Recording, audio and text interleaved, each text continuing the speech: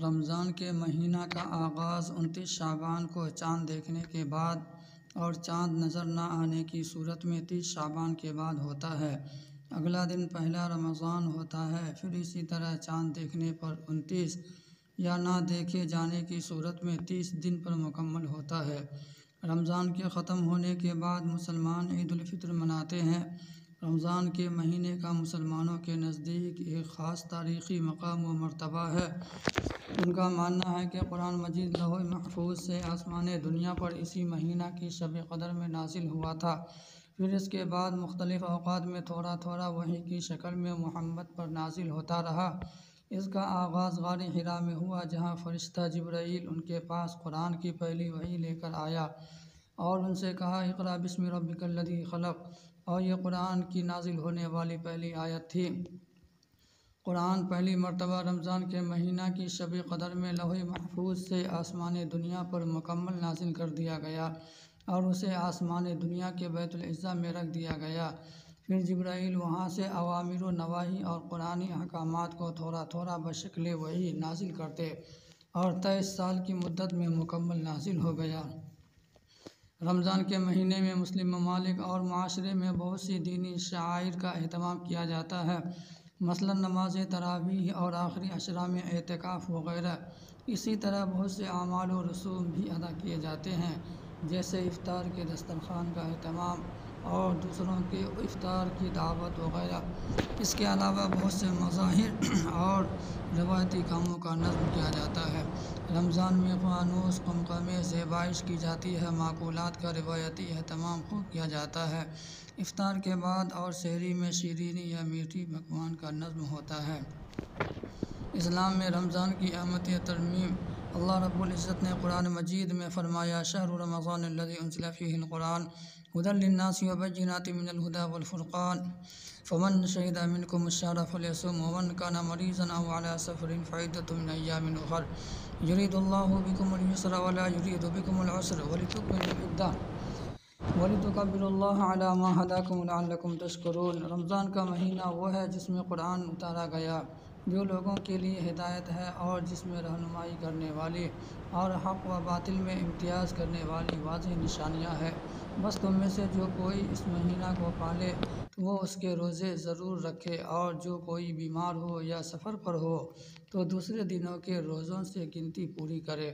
اللہ تمہارے حق میں آسانی چاہتا ہے اور تمہارے لیے دشواری نہیں چاہتا، اور اس لیے کہ تم گنتی پوری کر سکو، اور اس لیے کہ اس نے تمہیں جو ہدایت فرمائی ہے اس پر اس کی بڑائی بیان کرو، اور اس لیے کہ تم شکر گزار بن جاؤ۔ دین اسلام میں رمضان کے مہینہ کی فضیلت و اہمیت سے متعلق بہت سی قرآنی آیات اور احادیث ہیں۔ چونکہ اس مہینے میں اسلام کا ایک رکن روزہ رکھا جاتا ہے، جو اسلام میں انتہائی اجر و ثواب کا کام ہے۔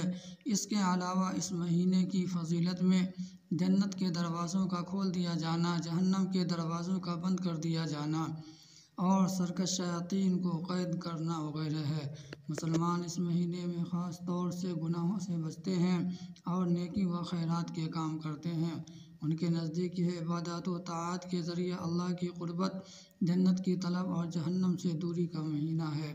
ابو ہریرہ رضی اللہ عنہ سے مروی ہے کہ رسول اللہ نے فرمایا، اس مہینے کی پہلی رات میں شیاطین اور سرکش جناتوں کو قید کر لیا جاتا ہے، جہنم کے دروازوں کو بند کر دیا جاتا ہے اور اس کا ایک بھی دروازہ کھلا نہیں رہتا۔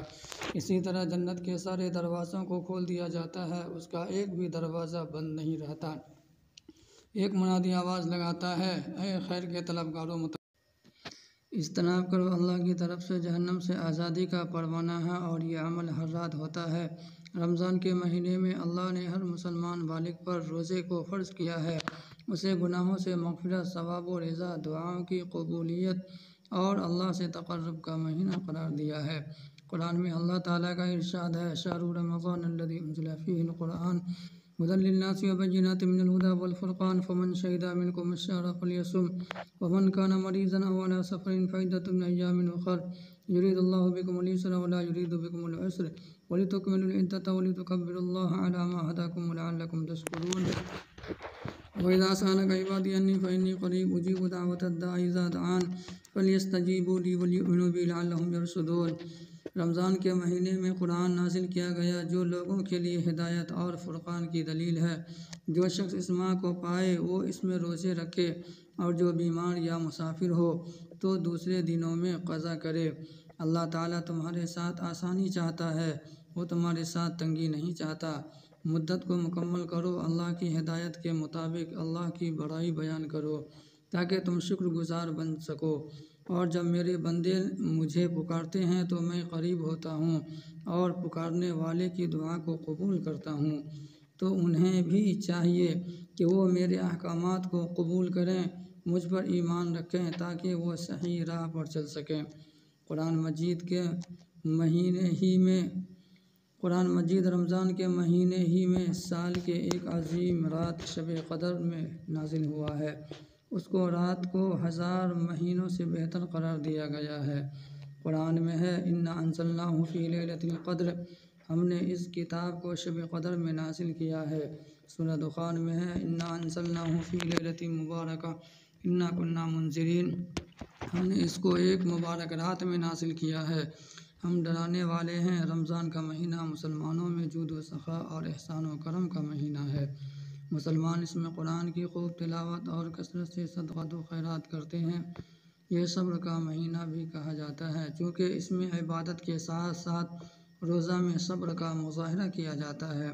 مسلمان اپنی خواہشات اور شہوات کو قابو کر کے خدا کے اس فریضہ پر صبر کرتے ہیں۔ صبر کا بدلہ جنت سمجھا جاتا ہے۔ اللہ کا ارشاد ہے قُلْ يَا عِبَادِيَ الَّذِينَ اتَّقُوا رَبَّكُمْ لِلَّذِينَ أَحْسَنُوا فِي هَٰذِهِ الدُّنْيَا حَسَنَةٌ وَأَرْضُ اللَّهِ وَاسِعَةٌ إِنَّمَا يُوَفَّى الصَّابِرُونَ أَجْرَهُمْ بِغَيْرِ حِسَاب۔